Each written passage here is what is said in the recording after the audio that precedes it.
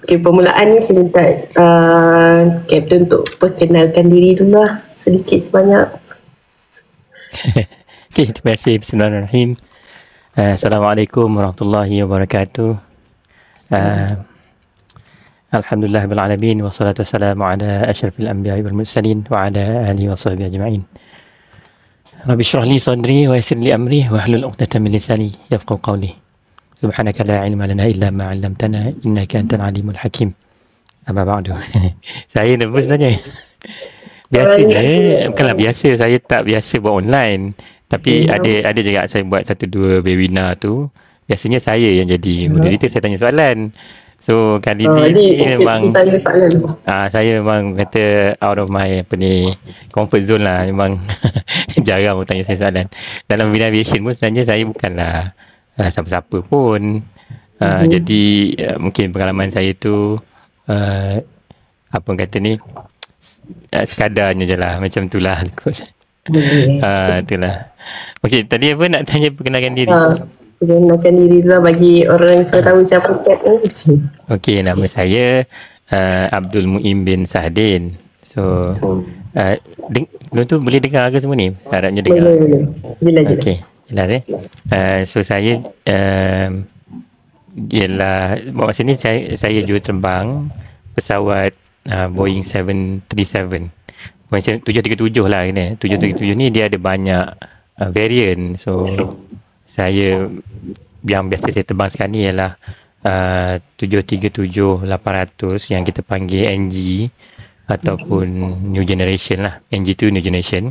Dengan kadang-kadang saya fly juga Max 8 ataupun 737 Max 8 yang apa tu, dia lebih kurang sama, tapi nak tengok dia punya winglet tu lah. Kalau orang yang macam keen dengan aviation kan, dia tengok winglet tu lah. Kalau macam yang winglet dia macam dia panggil scimitar punya winglet tu macam gitu tu, itu Max lah. Kalau winglet dia macam gitu tu kan, satu je tu lah, itu NG lah. So saya boleh fly dua-dua lah. Tapi mula-mula saya start dulu, sekarang ni saya kerja dengan Batik Air Malaysia. Dulu nama dia Malindo Air. Jadi dia rebrand jadi Batik Air Malaysia lah. Tapi mula-mula dulu saya mula dengan Malaysia Airlines. Saya sebagai salah seorang yang diterima masuk program Cadet Malaysia Airlines lah. Tahun 2001 kot sebenarnya. Lebih kurangnya itulah. Jadi saya bermula dengan Malaysia Airlines sebagai co-pilot lah kita panggil. Tapi dia sebenarnya pilot ada banyak dia punya rank lah. So kita start dengan cadet pilot tu. Cadet pilot tu kalau tengok, kalau tuan-tuan puan semua tengok dekat airport tu, ada yang fly dengan instructor ataupun captain tu, dia satu balak je dan satu je lain dia punya tu. Tu cadet pilot lah.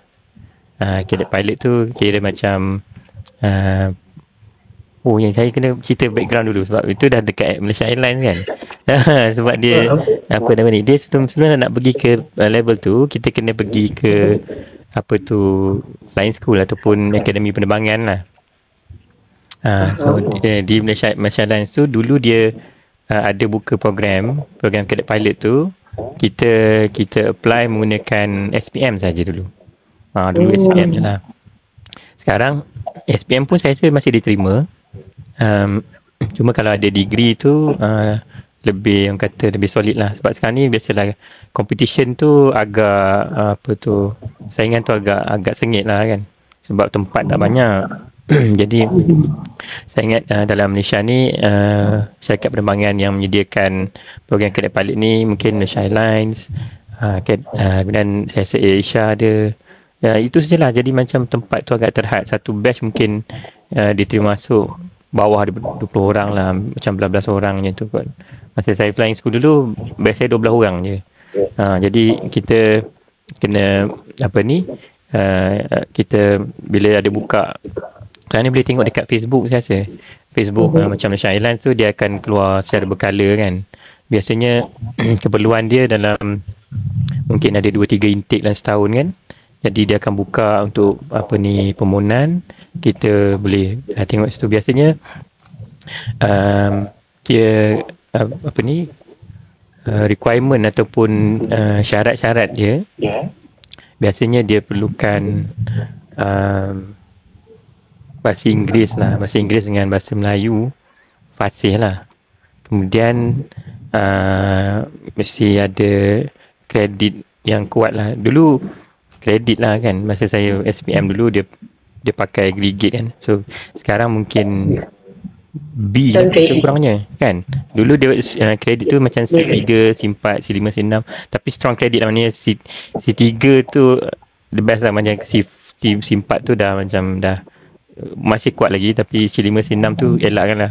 Sebenarnya mungkin zaman sekarang ni saya rasa mungkin B lah kot kan. Untuk matematik dan sainsnya tu kot.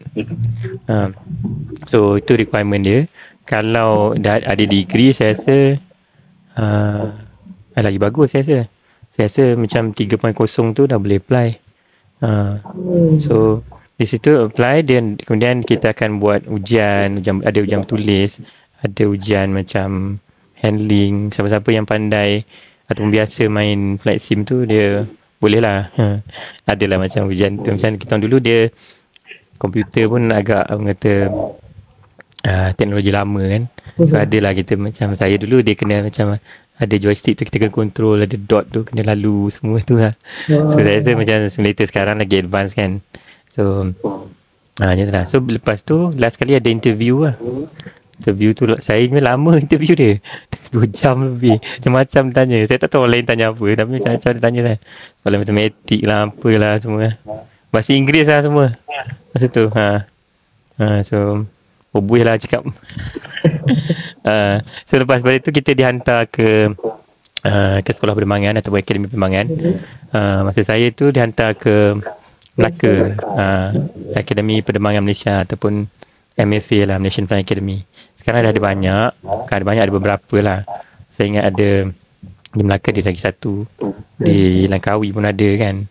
Jadi saya ingat ada beberapa tempat. Di Ipoh ada 2. So ada banyak lah. Bergantung pada airline ataupun masyarakat penerbangan tu hantar ke mana lah. Kalau kita belajar sendiri boleh juga. Itu kena check dengan sekolah penerbangan lah. Tapi kalau tak salah saya, kita kena mohon kebenaran tau untuk masuk sekolah tu dengan CAAM ataupun pihak berkuasa penerbangan awam Malaysia lah. Itu adalah prosedur saya. Saya ingat mungkin benda ni ada di laman web orang, jadi boleh tengok lah. Itu kemudian itu flying school ni kita lah. Flying school tu kita selama lebih kurang setahun setengah macam tu kot. Tengok pada kita laju ke tak laju, ataupun ada backlog ke tak ada backlog ke. Macam zaman saya tu ada sekejap, ada macam satu masa singkat tu ada backlog sikit sebab bekalan minyak pesawat tu tak cukup ataupun tak sampai lah dekat kawasan tu, dekat flying school tu. Jadi kita macam tak terbang, tapi sekolah tu bagus, dia buat ground school lah. Jadi masa tu kita tak cuma flying, kita catch up lambat lah sikit. So cerita dia. So biasanya kita akan belajar 2 jenis pesawat lah dekat sekolah penerbangan tu. Satu yang single engine ataupun pesawat satu enjin saja, dan yang kedua pesawat yang multi engine lah, 2 enjin lah biasanya lah. Yang kipas tu lah. Sebab apa 2 jenis tu? Sebab dia punya karakteristik dia tu ada berlainan lah. So kita kena mempelajari benda tu lah. Sebab kalau pesawat tu satu enjin, dia kalau berlaku kegagalan enjin kan, jadi dia straightforward lah, tak boleh buat apa, kena glide je lah kan. Kalau pesawat tu 2 enjin, dan kita kena tahulah mana dia macam mana nak kontrol atau mengendali pesawat tu dalam keadaan yang asymmetrical. Sebab pesawat tu dah tinggal satu je enjin dia kan, jadi mestilah dia akan sengit kan. So tak stable. So macam ni kita nak kendali kan. boleh dikatakan pesawat zaman sekarang ni penerbangan komersial yang moden ni, dia memang biasanya 2 enjin atau lebih kan, pesawat jetliner ni yang moden ni. So itu apa basic yang kita belajar kat flying school tu kita apply dalam situasi bukan situasi, maknanya dalam penerbangan, sebab kita akan ada exam setiap 6 bulan kan. So benda tu kita gunalah. Memang gunalah. So itu flying school punya cerita tu. Okey ke? So belum cerita yang tadi saya lompat yang dibagi masuk ke yang National Airlines tadi kan. So saya sambung terus ke macam mana? Terus. Sambung terus ya. So lepas pada flying school tu, saya balik ke Malaysia Airlines. So kita ditempatkan lah. Ada sebahagian dari batch itu ditempatkan pesawat yang mula-mula kita komersial kita fly mula-mula, dia dipecahkan lah batch tu. Separuh pergi ke Fokker 50 yang pesawat turboprop lah, dan separuh lagi pergi ke Boeing 737-400 lah, 737-400. So saya pergi ke 737-400. Masa tu memang berlaku kekurangan tenaga kerja, jadi dia transfer, dia pergi situ lah. Jadi saya stay kat situ lah dalam 3 tahun setengah kot. Jadi first officer, start dengan second officer dulu. Tadi macam cadet pilot tu dia satu balak kan, satu line dekat dia punya airpollet ataupun shoulder board tu. So second officer tu dua. Kalau nampak dekat airport tu, kalau 2 balak tu dipanggil second officer, pegawai kedua bahasa Melayu dia lah. Kemudian lepas saya cerita rank dulu lah satu balak cadet pilot ataupun juruterbang cadet, 2 second officer. Yang 2 ni yang sebenarnya dah, maknanya dia full, dia dah boleh fly aircraft tu tanpa maknanya dia tidak ada training lah. Kalau satu balak tu dia masih dalam peringkat latihan. Kemudian 2 second officer. Kemudian dulu ada 2,5 balak. 2,5 balak tu ialah first officer, pegawai pertama, dan 3 balak dulu ada senior first officer, pegawai pertama kanan. Dululah bahasa Melayu dia 4 kapten lah. Kalau Malaysia Airlines dia ada extra lagi, dia ada 4 dengan bintang. Bintang tu macam chief pilot lah, ketua juruterbang. Jadi sekarang ni 2,5 balak tu dah tak ada dah. Dia sebenarnya pangkat pilot ni dia ikut macam pangkat maritim juga, macam daripada Navy juga kan. So ni asal usul dia, sebab dia satu bentuk navigasi juga lah penerbangan ni kan. Jadi so dia ambil daripada tradisi maritim tu lah. So di Malaysia Airlines tu saya lebih kurang 3 tahun setengah di 737. Kemudian saya pergi ke Airbus 330 juga sebagai first officer. Itu lama sikit lah, 4 tahun. Kemudian saya pergi ke Boeing 747, Boeing 747 yang jumbo, yang besar tu, lebih kurang 2 tahun. Kemudian saya turun sebagai captain lah, pesawat 737-400 setahun setengah. Kemudian lepas setahun setengah tu saya pergi ke pesawat baru yang NG tadi tu, 737-800. Dan lepas itu, kalau tuan-tuan semua tahu berlaku peristiwa MH370 dan MH17 kan. Jadi kan ada Malaysia ni ada berlaku penstrukturan semula, berlaku Nuco kita panggil, hujung 2015 tu. Ada syarikat yang lama tu ditutup dan dibuka syarikat baru kan. So penghujung 2015 tu saya beralih ke ke Malindo. Masa tu Malindo, sekarang nama dia Batik Air lah. So sampailah sekarang, kecuali 2 tahun lah yang tak kerja masa COVID tu. So sampai sekarang lah. Itulah sebut sikit. Panjang cerita dia. Oh, banyak. Ha. Macam yang Kak kata tadi kan, masa PKP tu memang tak ada tu. So benda tu terkesan tak Kak sebenarnya? Wih, sangat-sangat terkesan lah. Masa COVID ni betul-betul mengajar saya lah.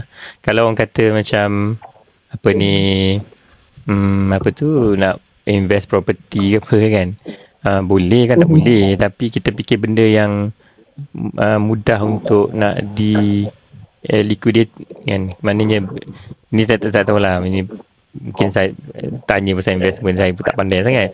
Tapi kalau ni pribadilah kan, saya rasa kalau untuk akan datang, saya akan invest dekat benda-benda yang mudah untuk dicairkan lah, macam maybe saham, unit trust ke apa kan. Property susah sikit sebab kalau market jatuh semua orang tak nak beli rumah. Jadi kalau kita nak beli rumah tu, make sure kita beli rumah tu untuk kita jual ke apa kan. Itulah. Berlaku COVID macam betul-betul banyak mengajar lah. So 2 tahun tu masa tak kerja lah, sebab duduk rumah buat webinar macam ni. Lepas tu saya kadang-kadang masa dia buka PKP tu, saya ada mengajar, tolong kawan nak mengajar simulator tu, macam tu lah. Mengajar kelas budak-budak sekolah nak apa ni, yang mana-mana minat tentang aviation tu. So ajar sikit aerodinamik lah, benda itulah. Budak sekolah macam tu je lah. Itulah. So mana yang dekat dalam live ni, kalau ada soalan apa-apa berkaitan aviation pun boleh ajukan. So kita akan minta Kak untuk jawab lah. Saya cubalah. So orang ramai nak tahu Kak, dalam pengalaman Kak dalam 20 tahun ni, ada tak pengalaman yang orang kata tak dapat nak lupa kan? Banyak. Macam mana Yang rare, yang paling rare pun okey Kak. Dia macam mana tak tahu boleh cerita ke tak, sebab kadang-kadang benda tu yang baru ni kan, ni cerita sikit lah. Baru ni kan apa ni, perang India Pakistan kan. Yang baru-baru ni lah, bulan berapa itu? Ya Allah, bulan 6 ke benda. Nanti ada lah kan. 6 tahun ni. Saya dekat Lahore masa tu. Saya macam memang dekat kawasan tu lah, konflik tu. Nak balik ke KL, kita ada apa ni, flight. Kita memang lalu situ regular lah. So memang tengah tunggu clearance nak push back tu, rupanya dia orang berperang dekat atas tu. So tapi ATC dia cakap lah, mungkin dia orang dah bukanlah selalu, mungkin dia orang dah ada contingency plan kan. Jadi apa tu, dia cakap lah, maknanya dia holdkan traffic, dia stopkan apa movement, tutup apa ni, ruang udara. So kami diarahkan balik ke hotel lah. Dengan sebab airport nak ditutup, lampu nak padam semua, takut apa-apa kan. Tapi alhamdulillah tak ada apalah, saya ingat dia orang profesional. Jadi next day tu kita balik lah. Balik pun tak boleh nak lalu terus. Kena lalu pergi ke Oman dulu, pergi Muscat dulu, land Muscat, isi minyak semua, dan bawa balik ke KL. So itu pengalaman lah saya rasa. So kita kadang-kadang yelah, benda nak jadi kan. Tapi saya pegang satu orang kata macam falsafah lah. Dia saya tak tahu, saya minat sejarah sebenarnya. Jadi tahu tak, kalau apa ni, masa Perang Dunia Kedua dulu, ada satu Laksamana Amerika ni lah, dia jadi panglima dekat Malaya Pasifik tu. Nama dia Laksamana Nimitz, Chester William Nimitz nama dia. So dia selalu kata, jangan risau jangan risau dengan benda-benda yang di luar kawalan kita tau. So dia punya falsafah tu, kalau benda tu di luar kawalan kita, dan berserah je. Kita dah buat terbaik, macam tu lah. So saya suka dia punya mantra tu lah. Itulah antaranya lah. Yang lain dah ada juga. Cuaca di sana, biasa kalau macam pilot ni main concern tu macam cuaca semua kan. Nilai Dah saya ada. alhamdulillah. Tak ada benda yang serius lah. Ada yang tanya, air turbulence tu bahaya tak? Okay, turbulence ni bahaya, boleh jadi bahaya. Okay, turbulence ni ataupun bahasa Melayu dia saya pun tak pasti nak kata apa. Tapi saya kalau dalam saya punya announcement tu saya sebut gelora lah. Gelora. So, turbulence ada banyak jenis tau. Dia ada banyak tahap juga. Turbulence ni boleh jadi disebabkan memang satu jet stream. Jet stream ni sebab bumi kita berputar tau. So tak payah flat earth semua ni tolak ke tepi lah kan. Tolonglah kata. Bumi kita ni globe dia bukanlah dia bukan perfect circle lah, dia geoid sebenarnya. So disebabkan putaran bumi kita tu, kita akan ada kawasan yang memang angin laju. Tolonglah flat earth semua ni saya macam legit. Okay. So ada setengah kawasan tu dia ada jet stream ni. Jet stream ni ialah kelajuan angin dia lebih dari 100 knot tau. Dia memang angin high level, angin tinggi. Dan bila dia lalu tu memang kawasan-kawasan pampiran dia memang ada gelora lah, memang bergegar lah. Tapi benda tu kita boleh kata jawatan meteorologi tu, pihak yang berkuasa tentang meteorologi ni kan, yang ada satellite semua, dia boleh plot benda tu. So kita akan dapat kata advisory, kita akan dapat laporan cuaca yang plotkan benda tu, bagi tahu kat mana kawasan tu yang ni kan. Tu satulah. Tapi ada lagi ni turbulence ni tak ada ni tau. Kita tak nampak angin kan. Angin kita mana nampak. So dia just plot je lebih kurang kawasan yang mana yang ada tu kan. Ada satu lagi gelora ni, gelora olak tau. Ataupun bahasa Melayu, bahasa Inggeris dia wake turbulence lah. Dia berlaku sebab pesawat yang besar lalu. Kita macam ni, kita tak nampak angin. Tapi kalau kita bayangkan angin tu macam benda alih lain kan, fluid mechanics kan. Kapal besar lalu kat laut, dia lalu tu belakang dia tu olak kan. Dia punya olak tu lah. Boat lalu, olak kan. So macam tu lah dalam udara tu. Bila pesawat besar lalu, dia ada gelora belakang dia tu. Sebab dia melalui satu benda alih kan. Dalam kes ni angin lah ataupun udara. So dia ada gelora dia tu. So kita yang kata bang kecil, yang kecil sikit pada dia, ataupun sebab dia saya rasa dia dia sebahagian daripada, sebab kapal terbang tu dia terbang kan. Terbang tu sebab dia daya angkat lah kan. Daya angkat ni banyak orang explain dengan prinsip Bernoulli lah kan. Prinsip Bernoulli bila udara tu bergerak lebih laju, tekanan dia rendah kan. Dia macam tu lah. Dia create tekanan rendah. Tapi sebenarnya dia ada satu lagi teori yang kalau kita boleh kata complementing lah, mana melengkapkan prinsip Bernoulli tu, iaitu prinsip Archimedes tu. Prinsip Archimedes, tapi dia kita kan prinsip Archimedes ni dia untuk air ataupun ni lah. Maknanya daya apungan tu ialah ataupun macam mana prinsip Bernoulli, prinsip Archimedes ni daya apungan tu sama dengan jumlah air yang disesarkan kan, displaced water. Sebab tu kapal ke dia punya displacement kan, sesaran berapa banyak berat air yang disesarkan, itulah daya apungan dia. Kalau kita boleh fikir, kalau kita boleh bayangkan yang daya angkat ni, dia sebenarnya ialah buoyancy ataupun daya apungan tapi dalam bentuk dinamik. So kita nampak mana kalau terbang nak terbang, dia kena sesarkan, dia kena displacekan udara kan. Dia kena displacekan udara tu. So bagi laluan. Dia kena tolak udara tu ke bawah supaya dia boleh naik ke atas. Kan dia kena selagi banyak udara yang dia tolak ke bawah, lagi banyak dia terbang ke atas. Sebab itu sayap pesawat tu dia akan ada angle of incidence tu. Supaya memang kena ada tu lah. Memang ada apa ni, udara yang disesarkan ke bawah. So ini peringkat saya ada baca online lah. Jadi ini masih lagi peringkat awal kajian lah. Orang pun biasanya dia establish teori dia ialah prinsip Bernoulli tu lah. Tapi saya rasa ini satu benda yang menarik lah kalau kita boleh fikir dalam macam tu kan. So wake turbulence tu ialah sebab sifat kapal terbang tu dia kena sesarkan udara tu tau. Lepas tu wake turbulence tu, the moment kita aircraft tu land je atas landasan, wake turbulence hilang. Wake turbulence tu pun ada balik bila aircraft tu mula take off. The moment dia lift off je baru wake turbulence tu ada. Kan dia bukan sebab itu dia daya angkat. Dia kena displacekan udara tu baru dia boleh berterapung. So dan sebab dia angin, dia displacekan udara, kita tak nampak.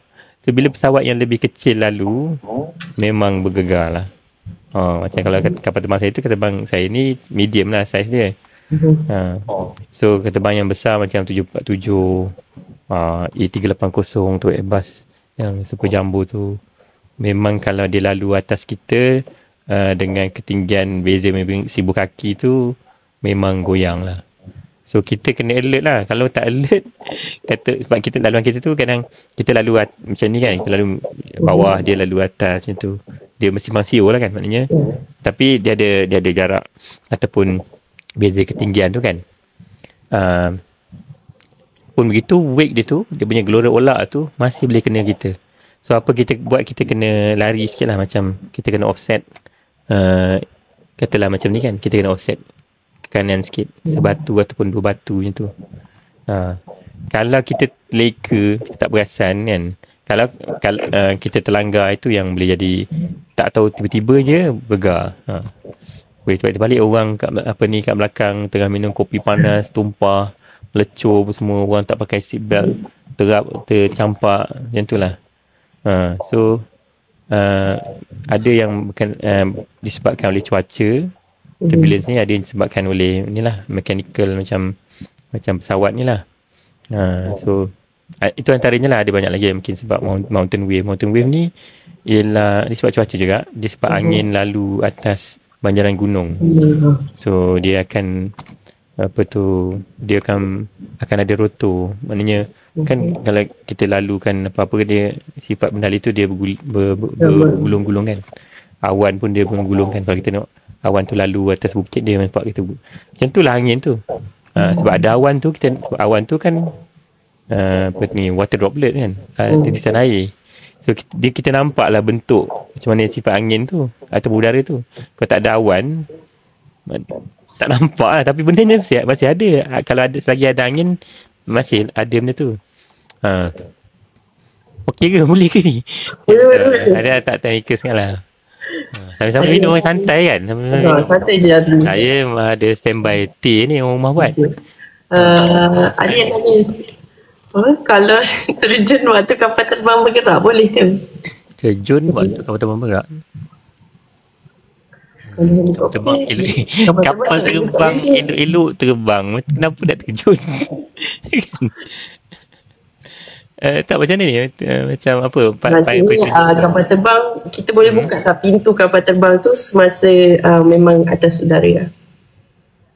Kapal terbang saya dia pressurized. Maknanya dia ada tekanan. Jadi kan tak boleh buka, boleh buka, tapi sebab dia punya pintu tu dia plug type, memang susah nak buka. Dia memang sebab plug type tu dia daripada dalam kan, begitu. Jadi tekanan udara tu yang membantu pintu tu melekap lagi kuat. Jadi kat kudrat manusia boleh lah, tapi susah lah. Tapi apa tujuan kita? Okey, nak secara am lah boleh ke buka pintu pesawat masa tengah terbang? Boleh. Ada pesawat yang boleh macam tu, macam pesawat tentera kan, Charlie C-130, A400, dia memang buka belakang dia tu, rem tu untuk dropkan paratroopers ataupun nak dropkan bantuan ke ataupun apa-apalah senjata benda kan. Jadi memang boleh drop. Tapi pesawat macam komersial rasanya tak boleh lah. Sebab kita akan hilang tekanan lah. Pesawat komersial jetliner ni, dia beroperasi pada tekanan kabin yang tertentu lah. Sebab tekanan udara ni penting untuk kita nak sedut.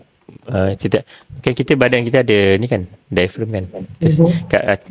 Apa nama ni, dekat atas bumi ni kita just sikit je kita udara masuk kan. Tapi semakin kita naik tinggi, kita mendaki gunung semua kan, jadi tekanan udara makin rendah, kita perlukan lebih effort. Kita korang jangan lupa subscribe, like and share.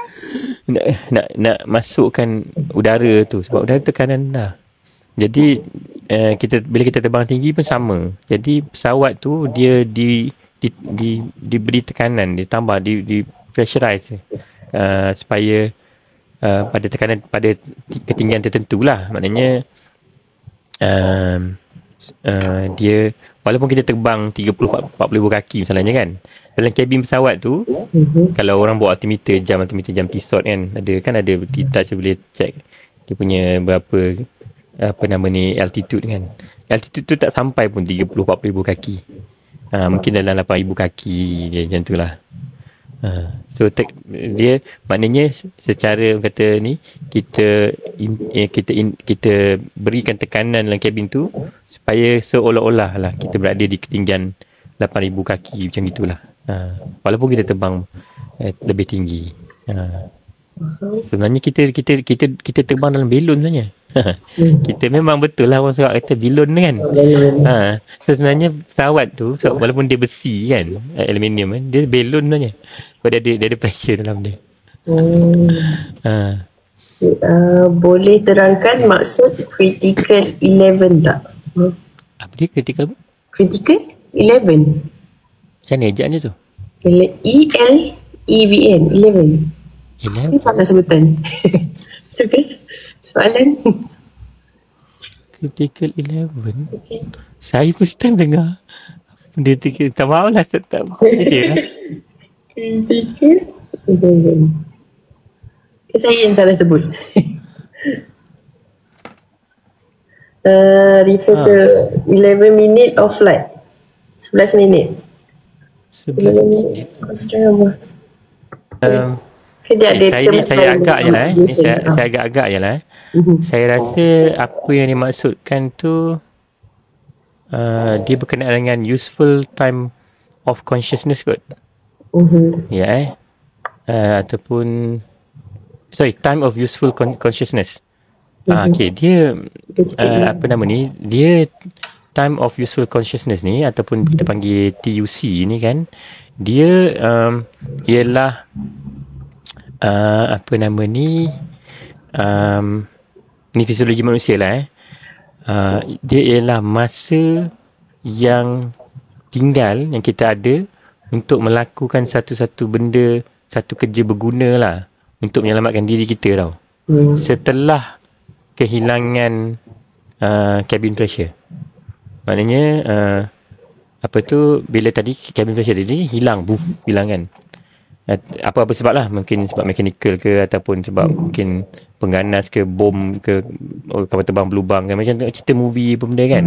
Orang tembak, berlubang apa ni, cabin pesawat tu, angin keluar kan. Tu mana aircraft tu depressurize lah tu.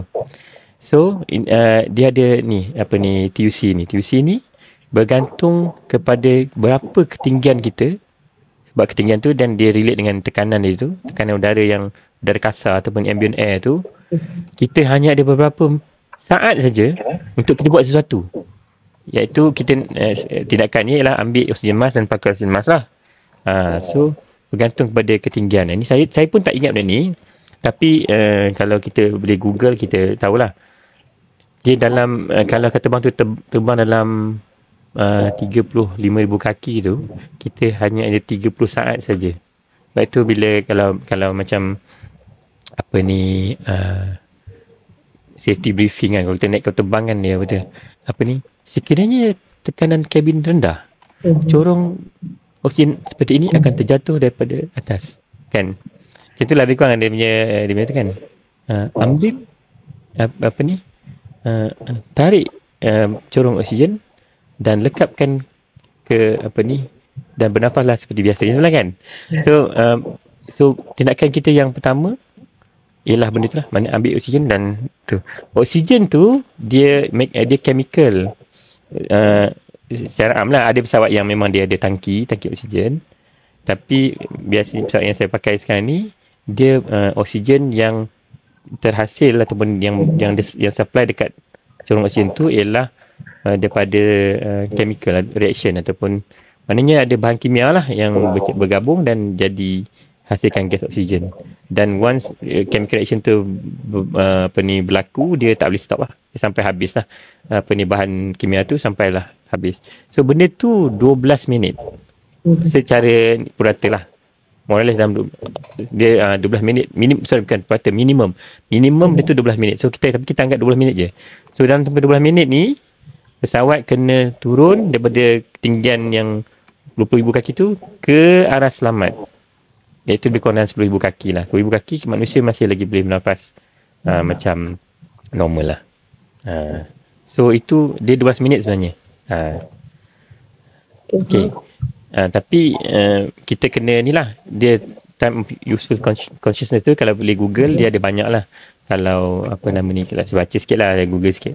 Kan 45,000 kaki kita hanya macam 15 saat je macam tu lah. Macam 28,000 kaki kita ada 2 minit, 3 minit. Tapi dia ini secara purata tau. Maknanya kalau orang yang isap okok, paku dia ni lagi kurang lah. So rendah. Orang apa ni lagi rendah lah. So ni secara am ni boleh Google lah, time of useful consciousness. Itu memang waktu yang kritikal. Kalau berlaku kehilangan tekanan kabin tu, kita kena cepat-cepat ambil oksigen. Oksigen yang untuk passenger, untuk penumpang, iaitu daripada chemical reaction tu 12 minit sahaja. Sekurang-kurangnya lah. Dia mungkin kalau lebih pun maknanya itu je masa yang diberi pada kami juruterbang untuk cepat-cepat turun ke arah yang lebih rendah.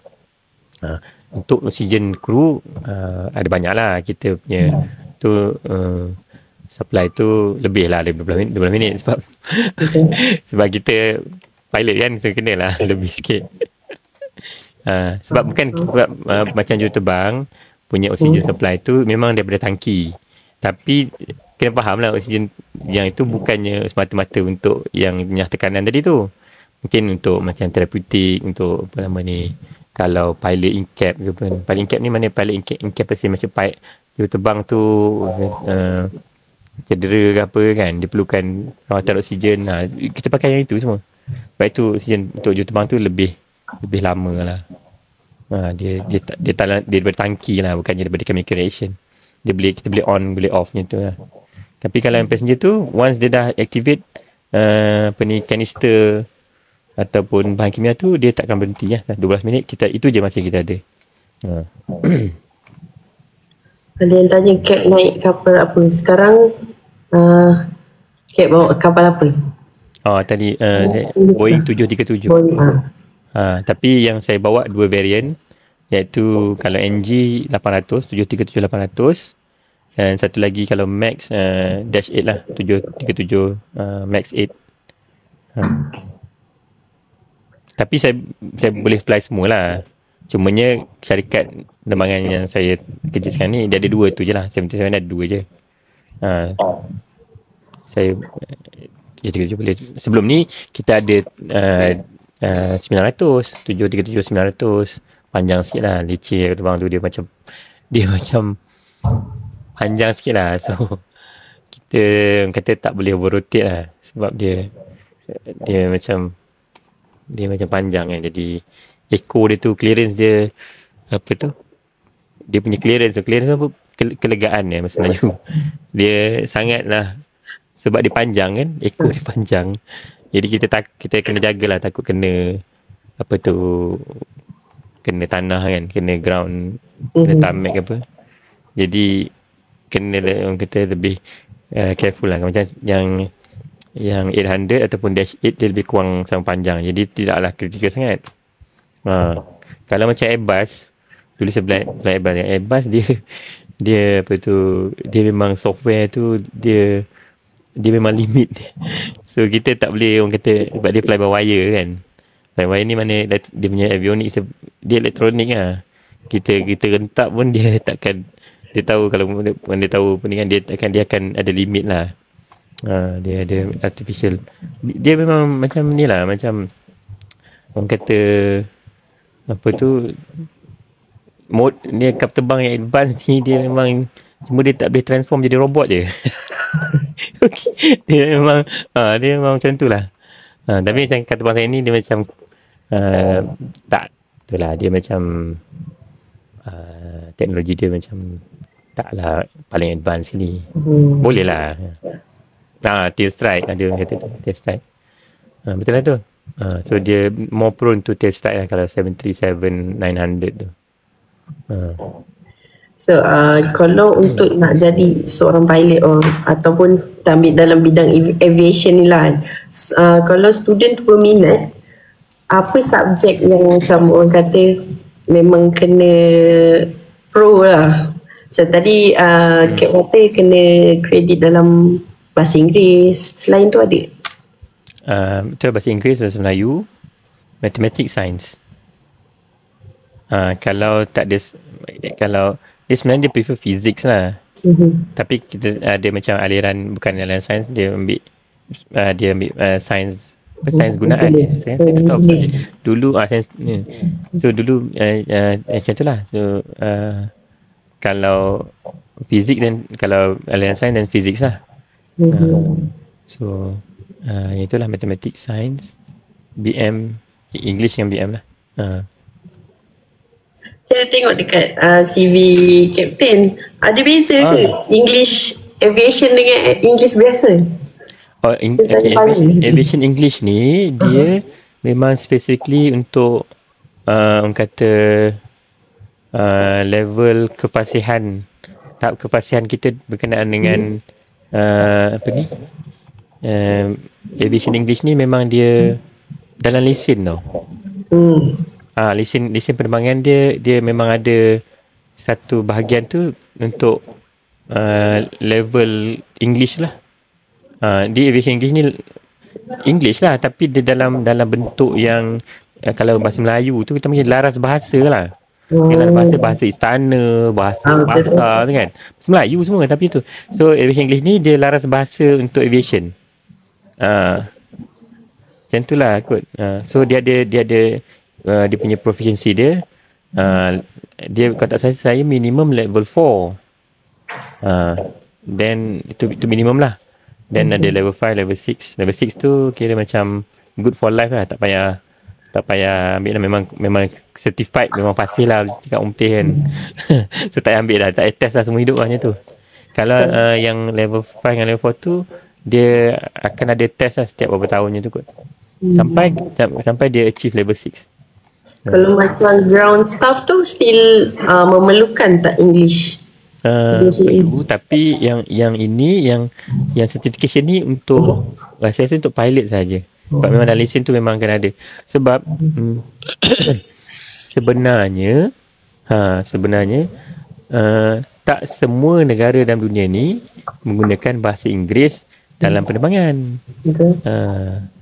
Tapi untuk terbang ke kata peringkat antarabangsa, sudah tentu bahasa Inggeris tu perlulah. Contoh macam negara lain macam China, bahasa aviation dia bahasa Cina, bahasa Mandarin. So kalau dengar apa ni arti perbualan radio dia orang kan, kalau dia orang terbang dengan dia orang je, dia cakap Cina, cakap Mandarin.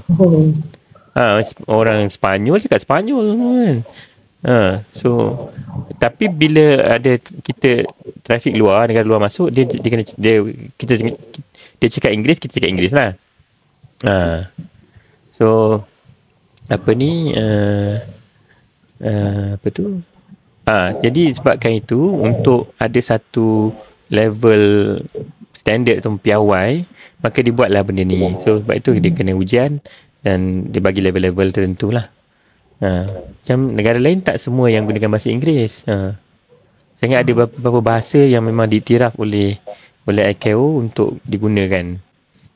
Antaranya itulah macam China, dia memang pakai bahasa Mandarin lah.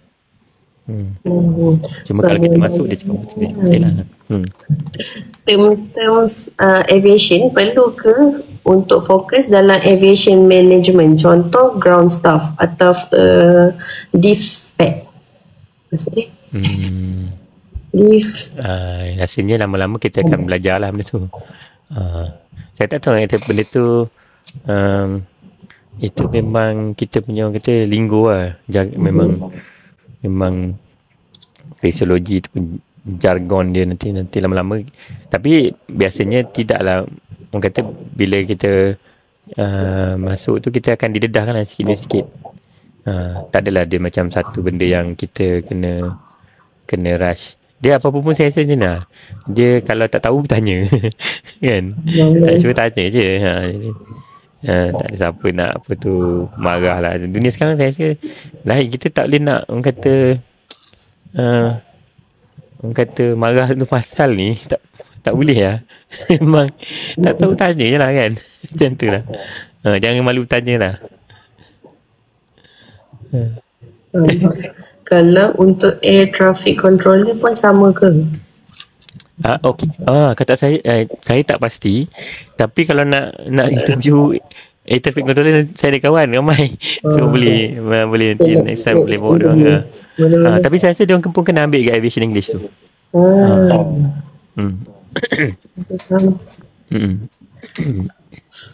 Dalam pengalaman CAP 20 tahun ni, ada tak pernah kena buat emergency landing ke?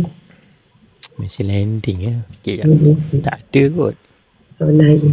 Alhamdulillah lah, tak apalah. Mostly saya punya pengalaman weather teruk macam tu lah. Cuaca kan, angin macam tu lah sikit-sikit. Kemudian lain-lain tu macam masalah dengan passenger kadang-kadang kan. Passenger mengamuk dalam kabin. Macam tu lah sikit-sikit. Tak adalah orang kata yang kapal terbang semua Alhamdulillah reliable lah.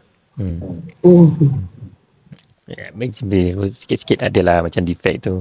Dia kapal terbang ni dia ada orang kata MEL ni minimum equipment list. Dia ada banyak orang kata redundancy ni apa bahasa Melayu dia punya backup lah basically, backup system kan. So, kalau macam contoh macam tadi tu pressurization tadi kan, yang control tekanan kabin tu kan, dia kalau setengah kapal terbang dia ada sampai 3 controller, ada sampai 2 controller. So maknanya ada backup tau. So dia boleh bagi macam kalau satu rosak kita masih boleh pergi macam tu lah. Tapi adalah dia punya requirement dia lagi kita kena monitor tu macam tu lah. Tapi maknanya pesawat moden ni dia sangat reliable. Dia redundancy tu dia banyak sistem-sistem yang backup dia tu. Hydraulic system pun ada, biasanya lah kata bang moden ni ada 3. Kalau 2 pun dia mesti ada satu lagi backup electrical macam tu kan. So sangat orang kata reliable lah. So mostly saya punya pengalaman cuaca lah. Cuaca teruk macam tu lah. Kalau macam pilot ni, tugas-tugas utama dia macam mana Cap? Kalau orang tahu macam jadi captain ni kena duduk dekat depan tu just untuk control kapal terbang. Selain daripada tu ada tak benda lain? Pilot ni dia ada dia sekarang ni istilah yang banyak digunakan pilot atau captain ni dipanggil PIC tau. Pilot in command, ataupun you terbang yang command ni apa yang kalau yang memerintah lah basically kan. PIC tu. Dan first officer tu biasanya orang panggil SIC, ataupun kalau ada captain lain yang ada banyak captain, contoh captain terbang captain, seorang captain tu mesti PIC, pilot in command, pilot in charge namanya, orang yang bertanggungjawab lah. So dia sebenarnya tugas dia, ya betul memang terbang kan tu, tapi menerbangkan pesawat ni autopilot pun boleh terbang. Banyak orang tanya saya dalam saya punya video. By the way, saya ada video TikTok juga, boleh tengok banyak video landing dalam saya punya TikTok tu. Boleh tengok juga. So ada orang tanya soalan, kata landing ni automatic ke manual kan. Okey, landing boleh landing automatic tapi ada keadaan tertentu lah, iaitu biasanya automatic landing ni dia dalam keadaan visibility rendah, jarak penglihatan kita terhad lah. Contohnya kabus, hujan di Malaysia ni, hujan biasa datang dengan angin kan, angin ribut, jadi ataupun angin lintang ke apa ke, jadi kita ada limitation tertentu. Autopilot ni ataupun autopilot landing ni dia ada limitation dia. Dia tak boleh dia tak boleh berfungsi dengan baik kalau angin tu kuat. Macam kalau kabus kita kena bayangkan kabus ni apa dia? Kabus ni awan lah. Water droplet tadi tu, titisan air tu, tapi dia dekat ground level, dekat kita punya level. Dia awan tapi level kita. Sebab tu kita nampak kabus tu. So kenapa dekat situ? Sebab dia tidak ditiup angin. Kalau dia ditiup angin, hilanglah kabus tu. So maknanya kabus ni biasanya angin dia tak ada angin, ataupun angin dia sangat light lah, light wind tu. Jadi bila light wind tu kita boleh buat auto land, automatic landing tadi tu, autopilot landing. Take off setakat ni semua manual, tak ada lagi, kecuali ada teknologi baru memang tengah di-develop untuk auto take off, tapi buat sini aircraft yang sebenarnya tak ada lagi. Tapi boleh land autopilot landing. Ada setengah-setengah pesawat memang auto land dia lagi cantik daripada manusia land. Memang tak rasa langsung. Orang panggil butter landing kan, tapi sebenarnya kalau pilotnya community dia tak panggil butter landing. Kita panggil greaser. Ataupun greaser lah, dia grease yang minyak grease kan, macam panggil greaser tu. Memang landing yang tak siapa lah. Ada setengah automatic landing pesawat lain tu memang tahu ni berdebam kan, dia memang kasar sikit lah, bukanlah dia kita panggil positive landing, maknanya kita tahu yang kita dah land. Memang dia agak kasar sikit lah. So balik pada tadi tu, autopilot boleh terbang. So fungsi pilot ni sebenarnya untuk manage, dia sebagai team leader lah basically. Semua benda lah, daripada segi dia punya staffing, maknanya kaki tangan kita kru. Pilot ni dipanggil anak kapal teknikal ataupun technical crew, ataupun singkatannya tech crew lah. Kalau dalam bahasa ni tech crew tu pilot lah. Atau yang satu lagi cabin crew. Cabin crew tu anak kapal cabin. So captain ni atau PIC ni dia kena make sure semua orang valid, ada briefing, semua orang tahu apa kerja dia. Kadang-kadang dia tanya soalan dan tengok kompetensi kecekapan anak kapal bawah tu, boleh ke tak buat kerja tu. And then dia kena manage flight tu, tengok flight plan dia, cuaca dia macam mana, minyak nak order berapa. Kemudian dah sampai ke pesawat, dia kena check pesawat ni fit tak untuk terbang, dia punya maintenance dia punya senggaraan berkala dia tu dah buat ke belum. Dia ada tarikh-tarikh dia ada macam dia ada check ni valid sampai tarikh ni macam tu lah. Kita kena check semualah. Ada tak apa-apa equipment yang rosak, yang kena dibaiki, yang dia kena fikir pasal catering, makanan cukup ke tidak ke kan. Of course benda tu kita delegate, kadang-kadang kita delegate pada cabin crew dia orang semua kan. Tapi bila macam masalah tu datang balik kepada kita, Captain ni tak cukup ni, okey kita akan kita kena call sana call sini, ada punya minta tu minta ni macam dah. Dia kena tengok lagi apa benda lagi yang untuk aircraft punya servicing. So basically dia nak manage semua pesawat tu untuk bawa passenger terbang dengan selamat daripada daripada origin sampailah ke destination, daripada tempat asal ke tempat tujuan. Itulah sebenarnya kerja pilot. Dalam proses tu dia kena buat se-efficient yang boleh, seselamat yang boleh. Itu dia cara ni lah, cara ringkas lah. Dia kena manage penerbangan tu dengan terbangan selamat dan efisien. Efisien ni macam ni lah. Dia terbang ni, dia sebenarnya the management of energy tau. Terbang ni, kita terbang tinggi kan. kita ada tenaga keupayaan kan, potential energy kan. Dan bila kita descend tu, sebab kita turun kan, kita convert tenaga keupayaan tu kepada tenaga kinetik. So kita kena manage lah benda ni, se-efficient mungkin. So itu takes ni lah, a lot of experience lah macam mana nak buat tu. So bila save minyak, saya tak salah, saya macam kalau tengok Captain kita save minyak ni, bagus lah. Rasa macam kita of course sampai selamat semua, tak ada apa kan, tak ada isu. Additional saya rasa macam self, orang kata satisfaction tu kan, kepuasan dia tu, minyak dia save banyak ni. Dan of course kalau kita sampai on schedule, sampai mengikut jadual, tu cantik lah tu. Itulah lebih sedikit apa nama ni kerja-kerja pilot ni. Okay, kalau sekarang ni dekat SAC kita ada diploma aviation management lah. Kalau bagi diploma ni, apa orang kata Cap punya nasihat lah untuk diorang yang berminat dalam bidang ni? Saya saya sendiri, saya dengan kisah hidup saya sendiri lah. Saya belajar tak habis tau. So, saya satu benda saya menyesal lah.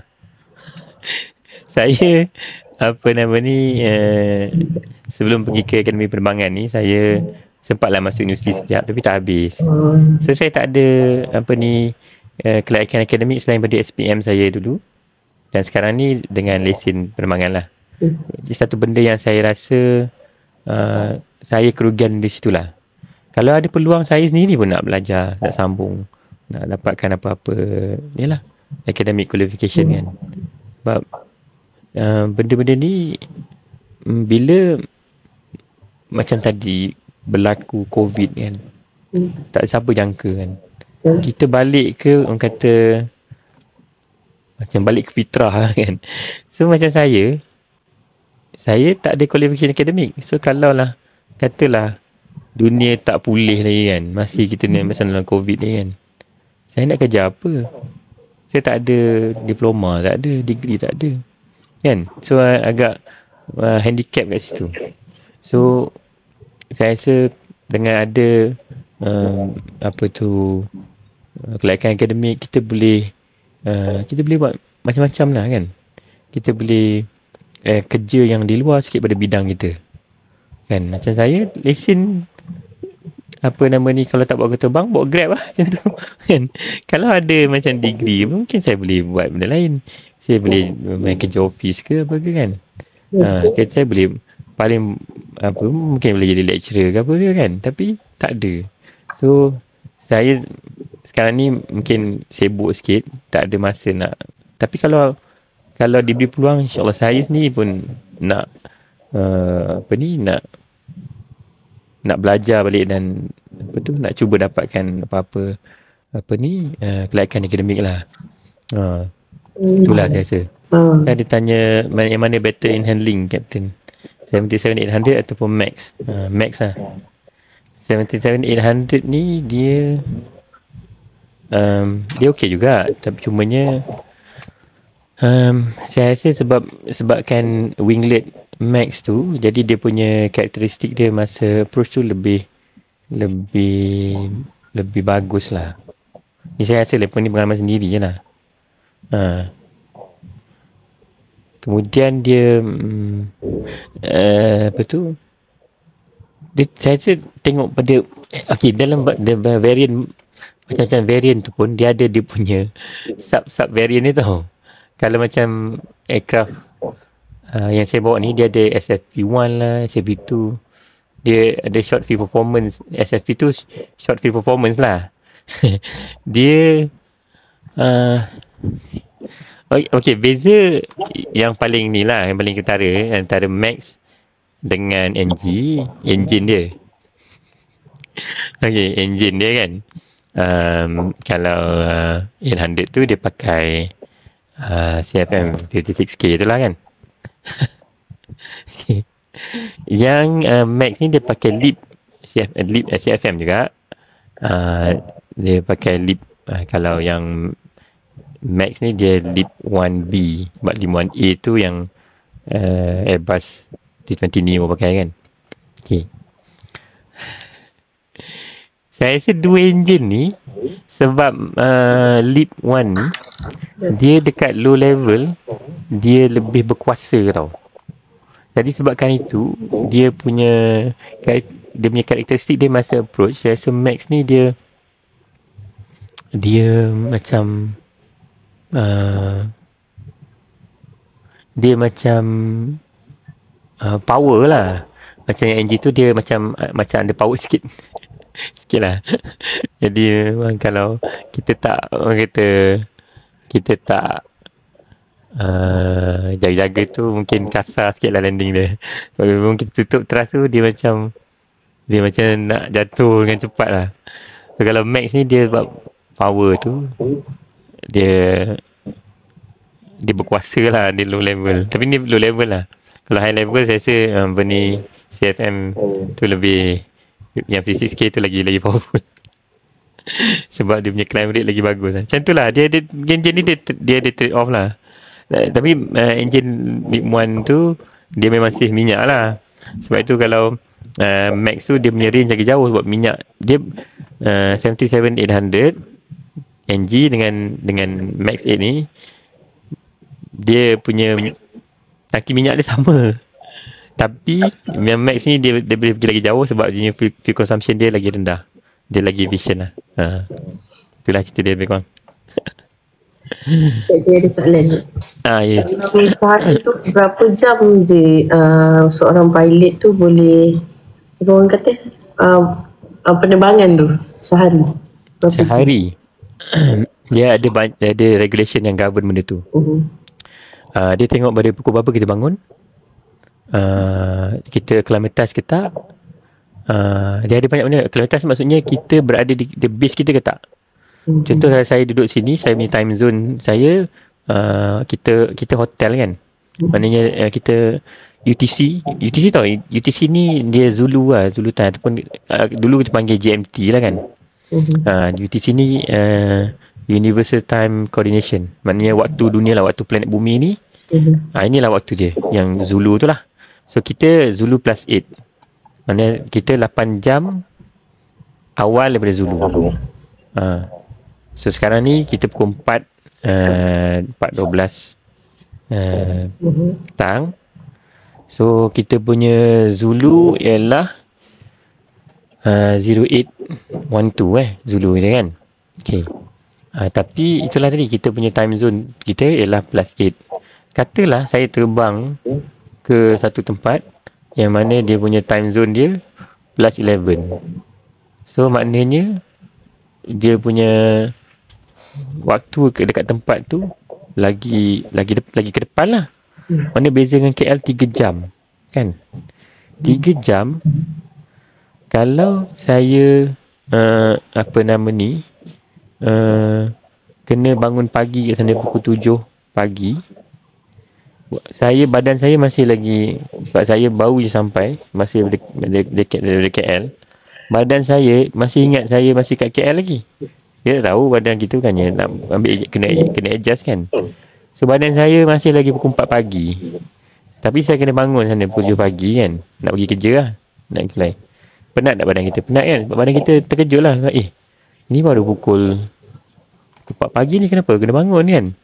Tapi kita dah berada di time zone yang situ. Kan pukul 7 kena jalan. Contohlah pukul 7 kena bangun, pukul 9 jalan. So badan kita kena adjust. So dekat situ, sebabkan kita itu panggil unacclimatized, maknanya tidak bersesuaian dengan keadaan tu, maknanya kita tak ngam dengan keadaan tu. Jadi dia ada government lain lah. Tapi lebih kurangnya pendek-pendek cerita ialah lebih tak tahu lagi nak pilih bidang apa lepas SPM? Kami boleh bantu anda. Jangan lupa klik link di bawah. Lebih kurang satu hari kita boleh terbang dalam, kita ada duty period lebih kurang dalam 12 jam lah. Dia mungkin lagi sikit, mungkin 11 jam, mungkin 10 jam, betul, mungkin dah tambah sikit. Lebih kurangnya kita punya duty tu lebih kurang dalam 12 jam. Dalam 12 jam ni dia akan ada variasi dan mengikut kita duduk kat mana, kita kilometres ke tak. kita ataupun kita memang daripada base kita acclimatize, tapi kita buat banyak sektor. Dia kurang lah. Sektor maknanya sektor tu maknanya penerbangan lah. Macam KL, Penang, KL, JB, KL tu kira 4 sektor So kalau lagi banyak sektor lagi kurang lah. Sebab kita penat lah nak take off ni kan. Kalau kita buat satu sektor je, mungkin dia punya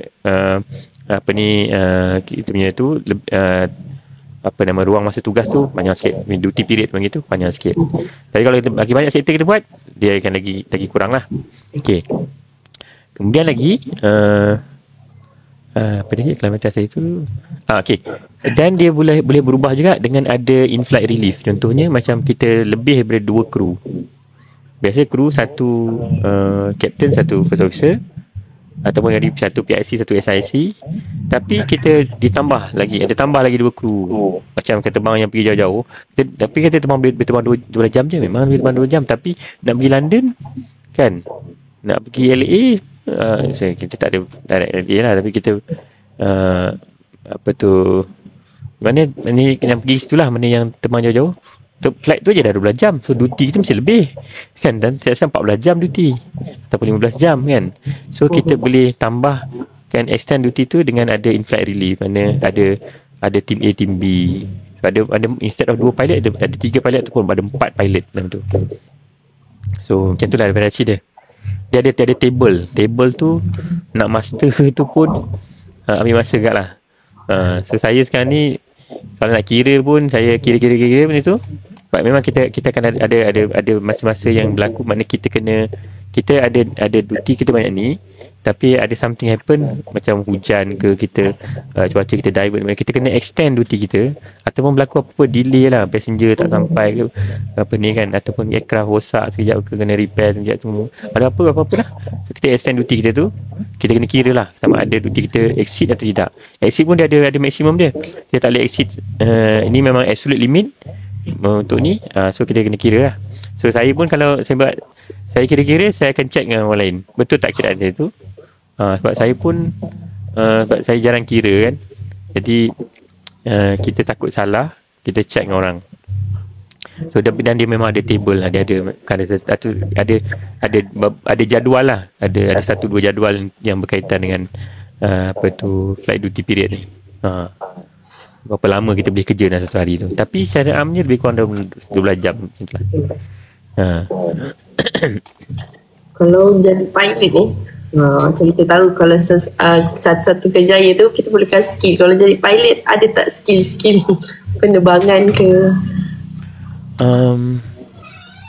Skill saya pun macam mana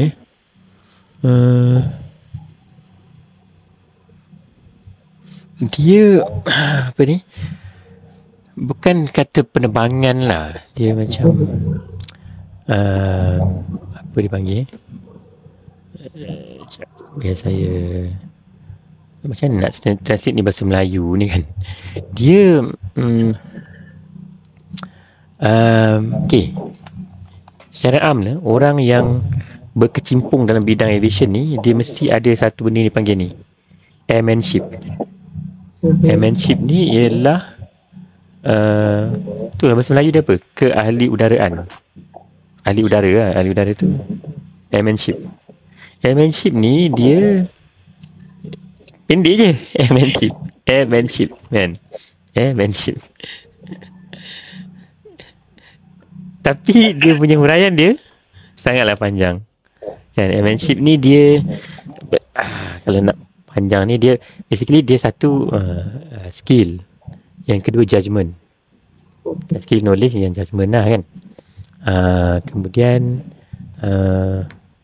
apa tu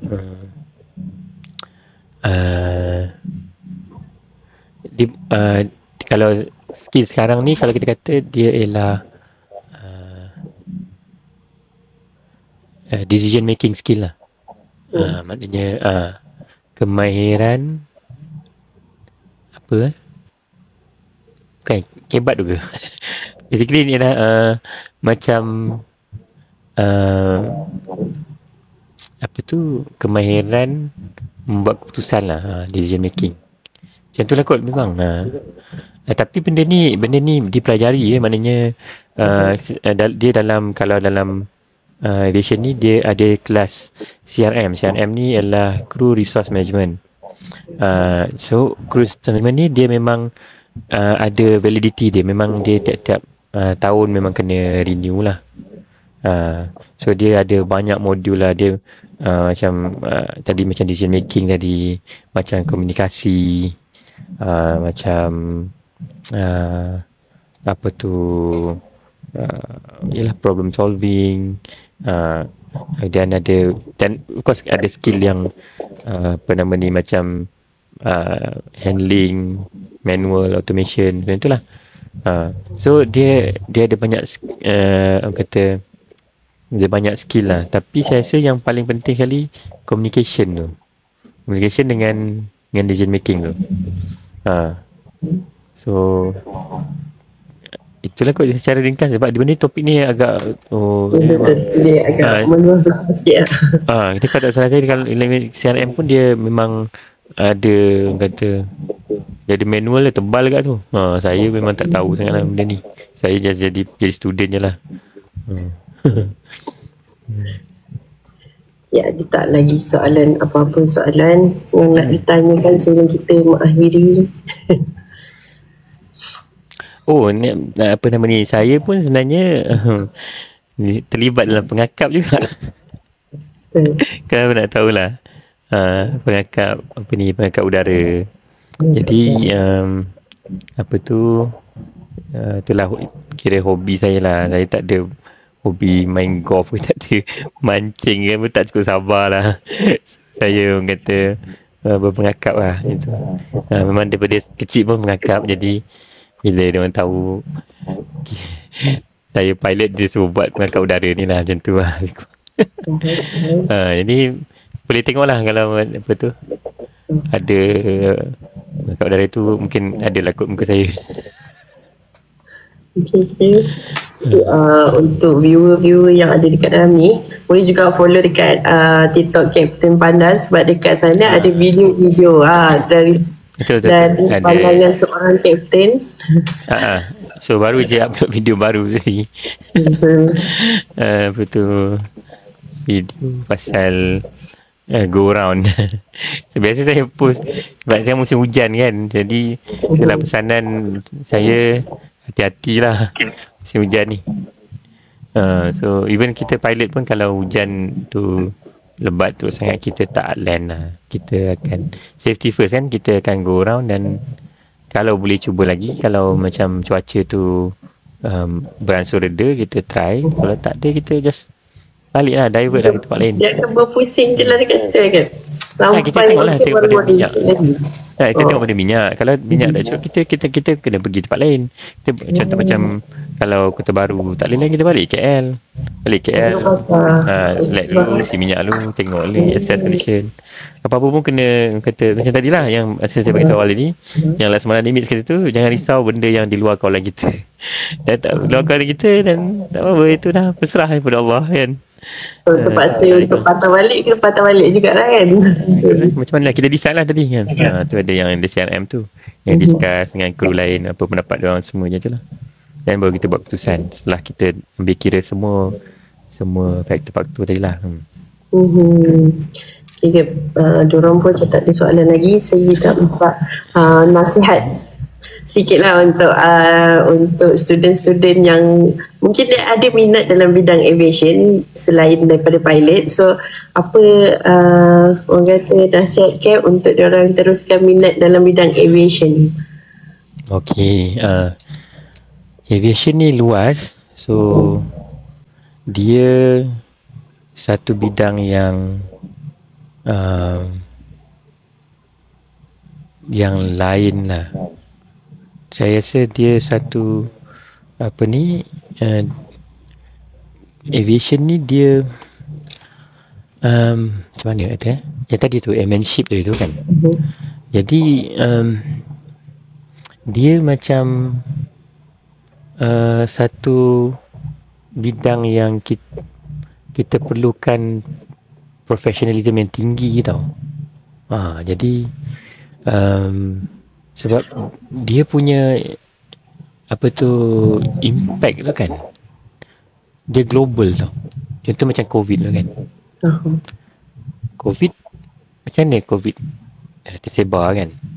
Antaranya melalui air travel lah, pengangkutan udara. So kita kena bayangkan dia punya impact tu berganda. Contoh macam kalau berlaku satu kemalangan udara pun kan. So kalau dia tengok dia, industri ni dia kalau orang putih kata less forgiving lah. So itu kita menyebabkan kita kena apa tu, seboleh-bolehnya kita kena maintain professionalism yang tinggi lah. Tapi kalau orang sudah ada mindset tu, saya rasa kita boleh apply untuk benda lain jugalah, untuk kehidupan harian sebenarnya kan. Contoh macam kalau kita belajar macam skill komunikasi dia kan, dan CRM tu kita boleh guna untuk apa nama ni, dalam kehidupan harian, nak bincang orang kan. Saya rasa itulah kot. So kalau nak masuk bidang aviation ni, itulah dia. Dia memang less forgiving, tapi dia ada dia punya, kata dia punya rewarding dia lah, dia punya apa tu, antaranya ialah tadilah macam kepuasan diri tu ada lah. Sebab kita ni, kalau macam bidang lain tu, kita ni macam elite juga lah, saya rasa. Rasa-rasa lah orang tengok macam kan, itulah. Itulah kot. Membanggakan nak boleh kerja dalam bidang aviation. Bukan senang kita nak berborak dengan kapten. Ini ada masa-masa cuti, hari ni baru boleh borak, ada masa. Siapa dia ni? Bob mana dia ni? Okay, macam dah tak ada soalan, so saya akhiri dengan terima kasih. So kalau ada kesempatan bolehlah ke college kami di Tampin Negeri Sembilan. InsyaAllah boleh kan, boleh member lama ni. InsyaAllah. Terima kasih sangat-sangat sebab hari ni untuk perkongsian. So harap akan ada lagi perkongsian yang akan datang yang lebih bermanfaat untuk student dan untuk yang view kita lah. InsyaAllah. Terima kasih lah kerana jemput saya. Kalau tak jemput ni memang tak tahulah macam mana nak tekan live ni pun tak kerti pun ni. Saya post video je kerti. Terima kasih jemput. Terima kasih. Tak tahu lagi nak pilih bidang apa lepas SPM? Kami boleh bantu anda. Jangan lupa klik link di bawah.